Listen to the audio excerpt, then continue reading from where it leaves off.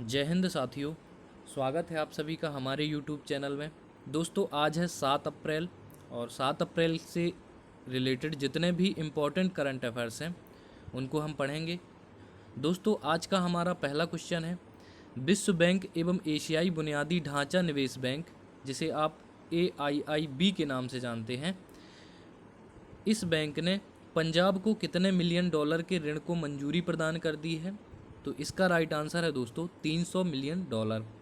Directly पूछा जाता है दोस्तों, सबसे पहले तो आपको ये वैल्यू याद रखना है 300 मिलियन डॉलर, और दूसरे नंबर पर याद रखना है बैंकों के नाम। तो पहला कौन सा है? विश्व बैंक, और दूसरा है एशियाई बुनियादी ढांचा निवेश बैंक। इन दोनों बैंकों ने मिलकर के पंजाब स्टेट को 300 मिलियन डॉलर के ऋण को मंजूरी प्रदान कर दी है। जान लेते हैं इसके बारे में दोस्तों।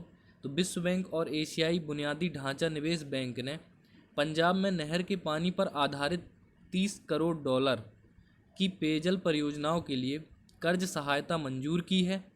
पंजाब सरकार के बयान के मुताबिक परियोजना का मकसद गुणवत्तापूर्ण पेयजल सुनिश्चित करना और अमृतसर तथा लुधियाना में पानी के नुकसान को कम करना है।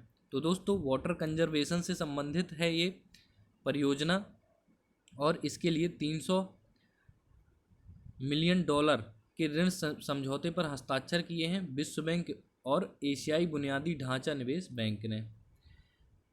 नेक्स्ट है दोस्तों, द्रोणाचार्य अवार्ड से सम्मानित हाल ही में किस प्रतिष्ठित निशानेबाज कोच का 79 वर्ष की उम्र में निधन हो गया? तो दोस्तों इनका नाम है संजय चक्रवर्ती। संजय चक्रवर्ती का 79 वर्ष की उम्र में निधन हो गया, और ये द्रोणाचार्य अवार्ड से सम्मानित हैं। दोस्तों द्रोणाचार्य अवार्ड कोच को दिया जाता है, ठीक है। तो ये जो संजय चक्रवर्ती थे, ये निशानेबाज प्लेयर्स के कोच रह चुके हैं। जान लेते हैं इनके बारे में दोस्तों। भारत के प्रतिष्ठित निशानेबाजी कोच संजय चक्रवर्ती का हाल ही में निधन हो गया। ये 79 साल के थे। उन्हें खेलों में उनके योगदान के लिए द्रोणाचार्य पुरस्कार से भी सम्मानित किया गया था। उन्होंने देश को ओलंपिक पदक विजेता गगन नारंग और अंजलि भागवत सहित कुछ शानदार निशानेबाज दिए थे, ठीक है। नेक्स्ट है दोस्तों, पद्मश्री से सम्मानित हाल ही में किस मशहूर एवं दिग्गज अभिनेत्री का 88 वर्ष की उम्र में निधन हो गया है? तो दोस्तों ये हो गया है शशिकला जी का। शशिकला जो कि अभिनेत्री थी, इनका 88 वर्ष की उम्र में निधन हो गया है। इनके बारे में भी दोस्तों जान लेते हैं हम। बॉलीवुड की दिग्गज अभिनेत्री शशिकला का 4 अप्रैल 2021 को निधन हो गया है। वे 88 साल की थी। उनके निधन के बाद हिंदी फिल्म जगत में शोक की लहर है। 100 से भी ज़्यादा फिल्मों में काम कर चुकी शशिकला को अपने अभिनय के लिए, मोस्ट इम्पॉर्टेंट है याद रखिएगा, 8 बार फिल्म फेयर अवार्ड के लिए नामांकित किया गया था, और इनको 2007 में भारतीय सिनेमा में उनके योगदान के लिए भारत की तरफ से पद्मश्री से सम्मानित किया गया था। तो दोस्तों ये अभी हाल ही में इनका निधन हुआ है, तो ये मोस्ट इम्पॉर्टेंट है, आने वाले एग्ज़ाम में पूछा जा सकता है। इसलिए आपको याद रखना है कि जो शशिकला अभिनेत्री थी, इनको 8 बार फिल्म फेयर अवार्ड के लिए नामांकित किया गया था, और सन 2007 में, कब? 2007 में इनको पद्मश्री से सम्मानित किया गया था। नेक्स्ट है दोस्तों, राष्ट्रीय समुद्री दिवस नेशनल मैरीटाइम डे कब मनाया जाता है? तो दोस्तों ये मनाया जाता है 5 अप्रैल को, 5 अप्रैल को मनाया जाता है नेशनल मैरीटाइम डे। जान लेते हैं इसके बारे में दोस्तों। भारत में राष्ट्रीय समुद्री दिवस हर साल 5 अप्रैल को मनाया जाता है।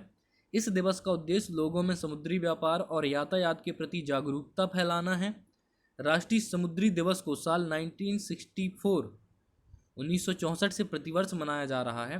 यह दुनिया भर के महाद्वीपों के बीच सुरक्षित और पर्यावरणीय रूप से अनुकूल वाणिज्य का समर्थन करने हेतु जागरूकता फैलाने का अवसर प्रदान करता है, ठीक है दोस्तों। तो इतना आप इम्पोर्टेंट याद रख सकते हैं कि 5 अप्रैल को नेशनल मैरीटाइम डे या राष्ट्रीय समुद्री दिवस मनाया जाता है। कब से मनाया जा रहा है? तो 1964 से। नेक्स्ट है दोस्तों, निम्न में से किस ऑस्ट्रेलियाई खिलाड़ी ने मियामी ओपन टेनिस का खिताब दूसरी बार जीत लिया है? तो दोस्तों इनका नाम आप सभी ने सुना होगा, एशले बार्टी हैं, जिन्होंने मियामी ओपन टेनिस का खिताब दूसरी बार जीत लिया है। इनके बारे में थोड़ा सा जान लीजिए कि वर्ल्ड की नंबर 1 ऑस्ट्रेलिया की एशले बार्टी ने मियामी ओपन का खिताब जीत लिया है। महिला सिंगल्स के फाइनल में कनाडा की बियांका आंद्रेस्कू चोट के कारण मैच पूरा नहीं कर सकी। टेनिस खिलाड़ी बार्टी ने लगातार दूसरी बार टूर्नामेंट का खिताब जीता है। पिछले साल कोरोना के कारण टूर्नामेंट नहीं हो सका था और 2019 के फाइनल में बार्टी ने कैरोलिना प्लिस्कोवा को हराया था। तो दोस्तों इन्होंने 2019 में किसको हराया था? कैरोलिना प्लिस्कोवा को। और अभी जो ये 2021 का है इसमें भी इन्होंने दूसरी बार जीत दर्ज की है। ठीक है, तो इनका नाम याद रखना है दोस्तों आपको, एशले बार्टी। नेक्स्ट है, हाल ही में किस देश की सरकार ने सभी सार्वजनिक यातायात निलंबित करने की घोषणा की है? तो ऐसा किया है बांग्लादेश गवर्नमेंट ने। दोस्तों बांग्लादेश की सरकार ने ये डिसीजन लिया है कि यातायात पूरी तरह से निलंबित किए जाएं। ठीक है, तो कोविड-19 के कारण ये फैसला लिया है।